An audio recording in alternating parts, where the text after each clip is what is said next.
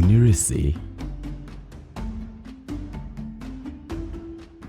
Before Oyo became what we know today as Oyo Town and Oyo State, it was known as Oyo-Ile, which historians refer to as Old Oyo Empire. That was the era when the Aláàfin had the autonomous power and revered as Aláṣẹ Ìkejì Òrìṣà, the second in command to the gods. There was an absolute power endowed to the Aláàfin all over Yoruba Kingdom. The powers can only be checked by the ONÍRÈSÉ for the purpose of check and balance.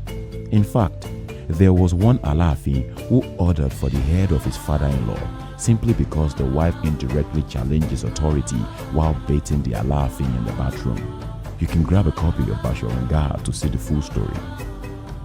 Thus, the trio phase of Ikú Baba Yèyè, which is translated to the death, the paternal, and the maternal, might not mean anything to us in this modern democratic era, but in the ancient Yoruba days, it meant a great deal.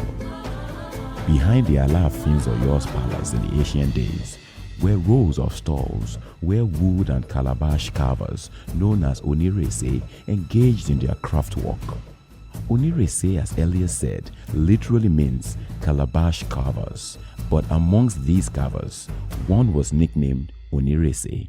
He was a divinely gifted carver. During his birth, an Ifa priest who was consulted by his parents informed that the newborn baby would be a great leader, and one day he would find himself in a strange land across the ocean amongst the white people, but he must not engage in any work other than the carving business. His kinsmen were not surprised with the caliber of people that were patronizing ONÍRÈSÉ as he was growing in the carving business.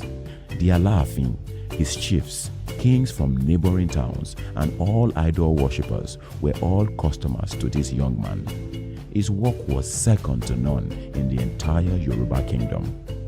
One day, some Europeans who had come to Oyo for tourism and to study the monarchical system of the Oyo Empire stumbled on the stall of ONÍRÈSÉ, and they were completely amazed by the excellent craft work done by him.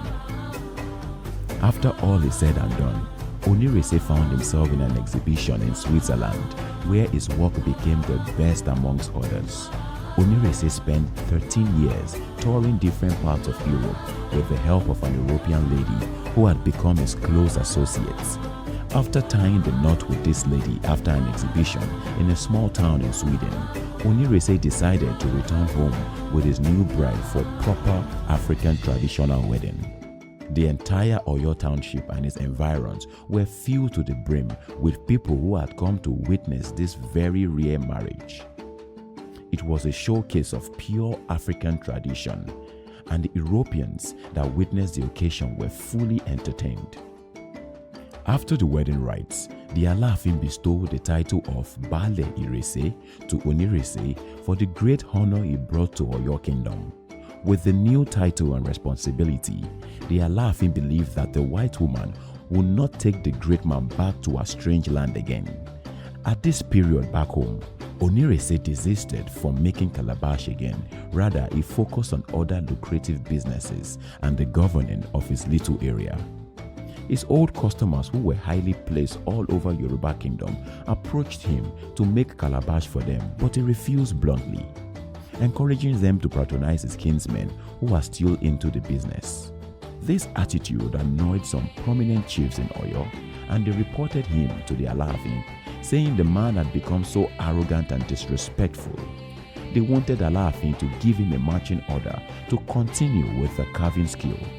The Aláàfin, in his wisdom, replied thus: "Ẹ̀yin Ọ̀yọ́mèsì, bí ONÍRÈSÉ bá kọ̀ tó lóhùn ò fi gbá mọ́, èyí tó ti fi sílẹ̀ kò lè parun láéláé."